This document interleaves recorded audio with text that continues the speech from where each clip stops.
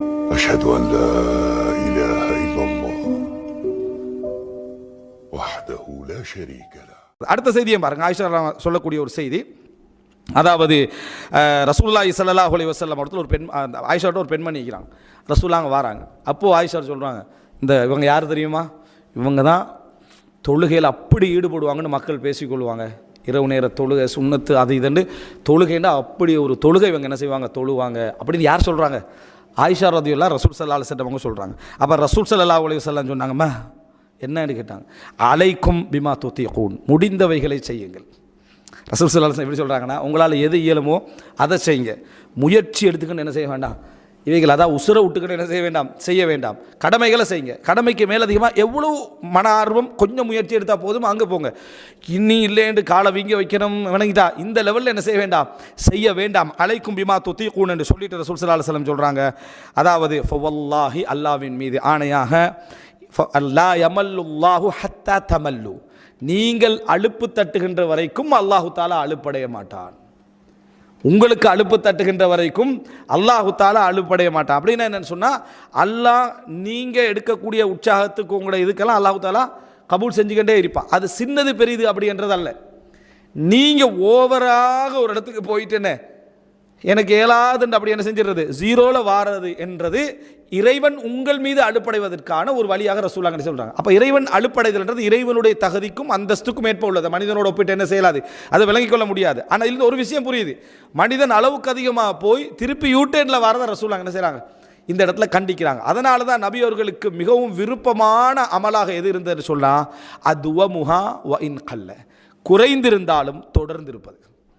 ரசூல் ஸல்லல்லாஹு கான அமலுஹு தீமா, நபி அவர்களுடைய செயல்பாடுகள் அமல்கள் எல்லாம் வளமையானதாக இருந்தது. இப்படி அப்படி போன மாதிரி ரசூலுல்லாஹ் அமல்கள் இருக்கல, எதை எந்த நாளும் மெயின்டைன் பண்ணணுமோ அந்த அளவில் ரசூலுல்லாஹ் என்ன செய்தார்கள், வைத்து கொண்டார்கள். அப்படி என்ற சில வருது. இந்த ரமலானில் வர விஷயம் என்ன, இந்த அலுப்பு தட்டுதல் ரமலானிலே வரும், சோர்வும் ஏற்படும். அது ஒரு நம்ம நிறைய இபாதத் செஞ்சதுனால அலுப்பு தட்டுதல்னா, எடுத்து குர்ஆன் எடுத்து ஓதுற ஸ்டைலை பார்த்தா 30 ஜுஸுவை விட அல்லாஹ் தஆலா மற்ற வேதங்களெல்லாம் தௌராத் இன்ஜீல் அதில் சேர்த்துட்ரிக்கலாம் என்ற லெவலில் குர்ஆன் ஓதுவான் வணங்கிட்டா.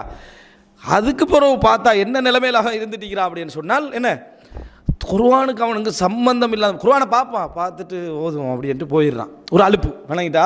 அப்போ இதுதான் அது. நீங்கள் இப்போ அலுப்படைந்தால் அல்லாஹ் தஆலா உங்களை விட்டு என்ன செய்கிற, அலுப்படைகிறான் அமைப்பில் ரசூல் ஸல்லல்லாஹு அலைஹி சொல்கிறாங்க. அப்போ இபாதத்தை விட்டு நீங்கள் இப்போ என்ன செய்றீங்க, அந்த நிலைமைக்கு வாரீங்க. ஏன் அந்த இடத்துக்கு போனீங்க, அலைக்கும் பினல் அமாலி மா துத்தீகூன், உங்களால் முடிந்த அளவுக்கான விஷயத்தை மெயின்டைன் பண்ணணும். நல்ல ஆர்வம் வருதா போதும், நம்மளால் ஒரு அரை ஜுஸு ஓதுவோம் ரமதான் சுற்றி. மற்ற நாட்களில் இப்படி ஒரு வளமை வச்சுக்கணும். அது முடியாது. அப்படி இதுக்கு ஒரு டைம் டேபிள் போட்டு கொடுத்துக்கிறாங்க. என்ன டைம் டேபிள்னா, ஃபஜ்ருக்கு பிறகு 4 பக்கம், லுஹருக்கு பிறகு 4 பக்கம், அசருக்கு பிறகு 4 பக்கம். இது என்ன சிஸ்டம்னு எனக்கு தெரியலை விளங்கிட்டா. இப்படி மெயின்டைன் பண்ணால் முதலாம் அலுப்பு அடைவான். அவனுக்குன்னு ஒரு இன்ட்ரெஸ்டான நேரம் இருக்கிறது. சிலருக்கு ஃபஜ்ருக்கு பிறகு உற்சாகமாக இருப்பாங்க, அவன் அந்த நேரத்தில் ஓதட்டும். சிலர் தஹஜ்ஜுதில் உற்சாகமாக இருப்பாங்க, சிலர் மக்ரிப் பிறகு உற்சாகமாக இருப்பாங்க. அப்படி ஓதுவதற்கான இதுதான் குர்ஆன் இதனை செஞ்சிருக்கு வைத்திருக்கிறது.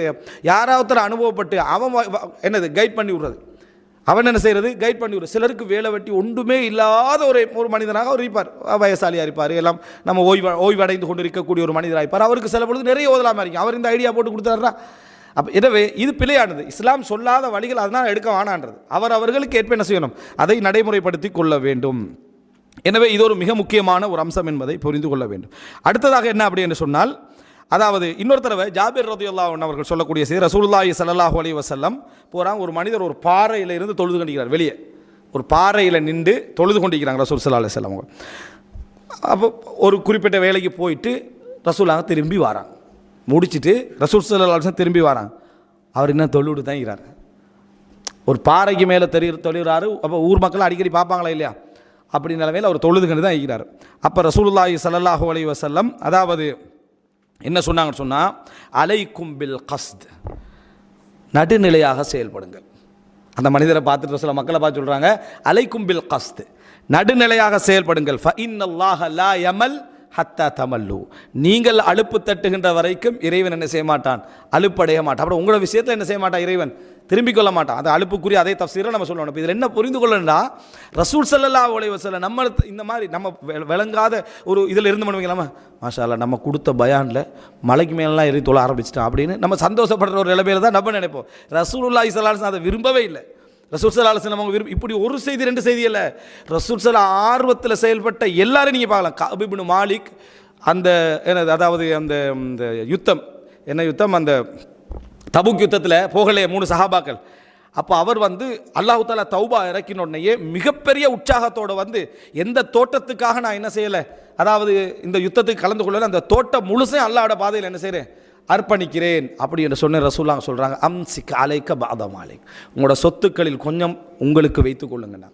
தான் தலைவர் ரசூல் ஸல்லல்லாஹு அலைஹி வஸல்லம், உங்களோட சொத்துக்கள் கொஞ்சம் வைத்துக் கொள்ளுங்கள். மனிதனோட அந்த பேர் உற்சாகத்தை ரசூலுல்லாஹ் அப்படி பயன்படுத்துறதில்லை. எதை தர்மம் செய்யணும்னு சொன்னாங்களோ அதை குடும்பத்துக்கு பகிர்ந்து கொடுக்க சொன்னாங்க ரசூலுல்லாஹ், அதை குடும்பத்துக்கு பகிர்ந்து கொடுக்க சொன்னாங்க.